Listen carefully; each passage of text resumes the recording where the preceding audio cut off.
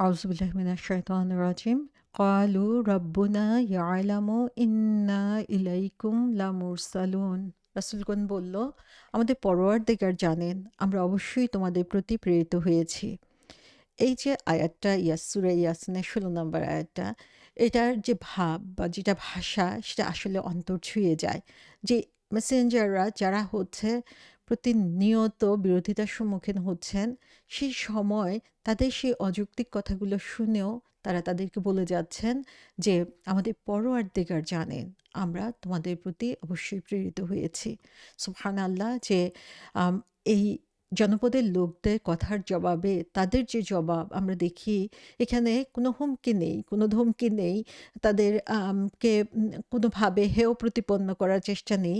আল্লাহ সুবহানাহু ওয়া তাআলা তাদের যুক্তির জবাব দিচ্ছেন। কিন্তু এই মেসেঞ্জাররা তারা তাদেরকে যে উদ্দেশ্যে পাঠানো হয়েছিল সেই উদ্দেশ্যটাই বারবার তাদের সামনে বলে যাচ্ছেন যে, আমাদের এখানে রাব্বুনা আমাদের রব জানেন যে তিনি আমাদেরকে স্পেসিফিক্যালি তোমাদের জন্যই প্রেরণ করেছেন। সো কালু তারা বললেন, এই ৩ জন মেসেঞ্জারের কথা এখানে বলা হচ্ছে যে তারা কি বলল? রব্বুনা। এত সুন্দর আবেদনময় একটা কথা এটা যে আমাদের রব, যে একজন মানুষ যখন তার রবকে চিনতে পারে, যখন জানে যে কে সেই রব, রব কে?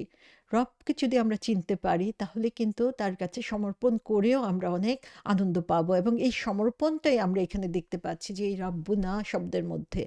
রব হচ্ছেন তিনি, যিনি হচ্ছেন আমার ওনার, যিনি আমাকে সৃষ্টি করেছেন। আবার যিনি আমাকে আমার চলার জন্য যা কিছু প্রয়োজন সেগুলো জোগাড় করে দিচ্ছেন, এবং যিনি আমাকে গাইড করেন। তিনি আমার মুরুব্বি, তিনি আমার তারবিয়া দিয়ে যাচ্ছেন। সো সেই রব, সে রব্বুনা, আমাদের সেই রব যিনি সমস্ত কিছু জানেন, যিনি সমস্ত কিছু আমাদের প্রয়োজনে পূরণের জন্য যিনি লেগে আছেন, সেই রব জানেন।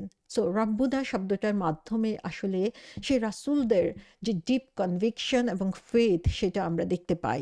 যে তোমাদের রব, আমাদের রব, রব্বুনা আমাদের রব এমনভাবে বলা হয়েছে যে তার রবের সাথে তাদের যে কানেকশনটা, তাদের যে সাবমিশন, তাদের যে আনুগত্য, তার যে অথরিটি, আল্লাহ সুবহানাহু ওয়া তাআলার যে পাওয়ার, সমস্ত কিছুকে যেন এর মধ্যে বলে দেওয়া হচ্ছে। রাব্বুনা ইয়ালামু, তিনি জানেন। তিনি জানেন যে তিনি আমাদের রব। সো তার অজানা কোনো কিছু নাই। তার নলেজ হচ্ছে কমপ্লিট এবং পারফেক্ট।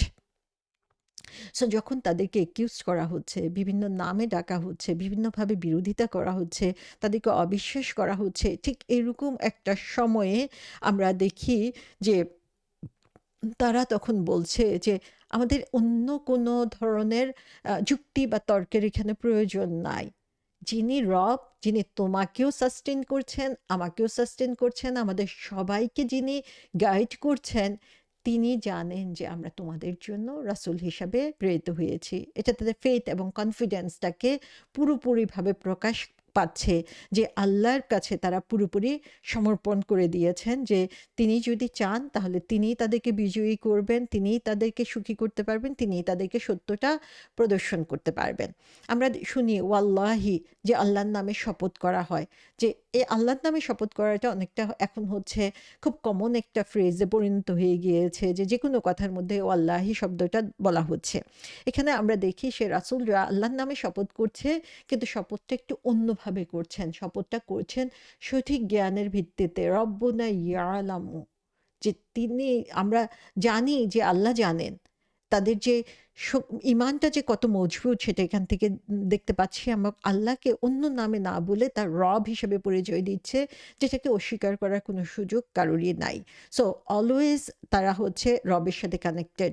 সেটা যেকোনো ডিস্ট্রেসে হোক, ট্রায়ালে হোক, যত কঠিন সময়ে হোক না কেন, যখন আমরা রবের সাথে নিজেকে কানেক্টেড করে নিতে পারবো, তখন দেখা যাবে যে কোনো কষ্টকেই আসলে কষ্ট মনে হবে না। তখন সমস্ত কিছু সেই রবের সন্তুষ্টির উদ্দেশ্যে আমরা করতে পারবো। সো ইন্না ইলাইকুম লামুরসালুন। তারা কি বলল? যে নিশ্চিতভাবেই আমরা তোমাদের কাছে মেসেঞ্জার হিসেবে, রাসূল হিসেবে প্রেরিত হয়েছি। সো এখানে আমরা দেখি এর আগেও যখন ইন্না ইলাইকুম মুরসালুন বলেছি, সেখানের সাথে এখানকার যে ডিফারেন্সটা সেটা হচ্ছে যে সেই আগের আয়াতে কোনো লাম ছিল না। কিন্তু এই আয়াতে লাম এসেছে, এবং এই লামের অর্থ কি? এই লামের অর্থ হচ্ছে, এটা হচ্ছে তাওকিদ, এটা হচ্ছে নিশ্চিত বুঝানোর জন্য, গুরুত্ব বুঝানোর জন্য এখানে বলা হচ্ছে। সো এখানে দেখি যে আমরা ইন্না, ইনডিড, নিশ্চিত, এখানে হচ্ছে একটা গুরুত্ব দেওয়া হচ্ছে যে নিশ্চয়ই আমরা ইলাইকুম, তোমাদের প্রতি লা মুরসালুন। সো এখানে হচ্ছে ডিরেক্টলি যাদের সেই জনপদের মানুষকে অ্যাড্রেস করে যে অ্যাসুরেন্সের সাথে বলা হচ্ছে যে লাম মোরসালুন, এই লামটা হচ্ছে গুরুত্ব দিয়ে বলা হচ্ছে। 14 নম্বর আয়াতে কোনো লাম ছিল না। সো এখানে হচ্ছে এই যে গুরুত্বটা, সেটার লেভেলটা হচ্ছে অনেক বেড়ে গিয়েছে। তো সুবহান আল্লাহ, যে আল্লাহ সুবহান তাআলা এই ছোট ছোট কিছু শব্দ বা বর্ণ দিয়ে যে কথার গুরুত্বকে কীরকম বাড়িয়ে দিতে পারে, কোরআনকে আমরা সঠিকভাবে বুঝার চেষ্টা না করলে আমরা আসলে বুঝবো না এই কোরআনের যে মজেজা বা কোরআনের যে পড়ার যে মজা, সেটা তখন আমরা উপলব্ধি করতে পারবো। সো আমরা এখানে দেখি যে বলা হচ্ছে যে আল্লাহ সুবহানাহু ওয়া তাআলা হচ্ছেন রব, তার নলেজ হচ্ছে পারফেক্ট, এবং তিনি জানেন আমাদের মিশনটা হচ্ছে শুধুমাত্র তার জন্য। তোমরা যদি এটা স্বীকার না করো, এটা তোমাদের দুর্ভাগ্য। আমরা সত্যিকারভাবেই তার কাছ থেকেই এসেছি। সূরা আনকাবুতে বলা হয়েছে, বললেন আমাদের মধ্যেও তোমাদের মধ্যে আল্লাহই সাক্ষী রূপে যথেষ্ট।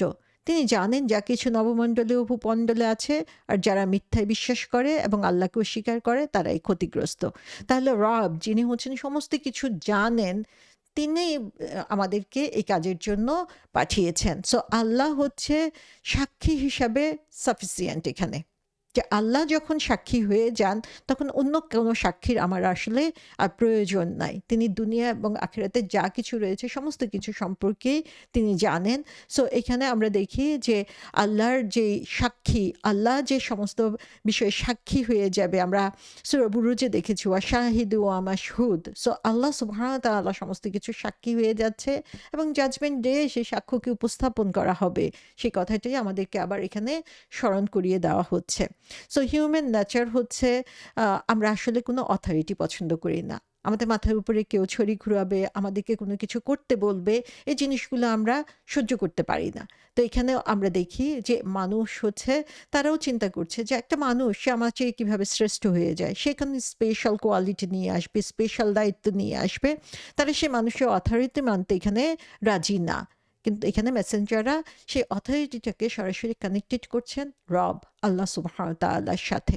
এবং এখানে আমরা দেখি আয়াতের মধ্যে আল্লাহ বলা হচ্ছে যে তারা এভিডেন্স হিসাবে এখানে কি উপস্থাপন করছে। সে রাসূলগণ আমরা দেখি যে তাদের কাছে বিভিন্ন সময়ে মুজিজা আসে, মিরাকলসগুলো আসে। তারা বিভিন্ন বিভিন্ন নবী রাসূল বিভিন্ন ধরনের মুজিজা দেখিয়েছেন, কিন্তু তারা এইখানে কোনো মিরাকল নিয়ে তাদের সামনে হাজির হয় নাই, কোনো মুজিজা নিয়ে হাজির হয় নাই। সো তারা কি করেছেন? তারা তাদের যে প্রশ্ন তারা করেছে তার জবাবে তারা সরাসরি রবের সাথে কানেক্টেড করে দিয়েছেন। রবের সাথে কানেক্টেড করে দিয়ে তারা বলছে যে তিনিই জানেন যে এর মধ্যে কোনো ধরনের মিথ্যা নাই, যে রব তোমাকে এবং আমাকে প্রতিপালন করছেন, তিনি আমাদেরকে পাঠিয়েছেন। সো বারবারই আমরা দেখি যে এই কয়েকটা আয়াতের মধ্যে একই মেসেজ বারবার দেওয়া হচ্ছে।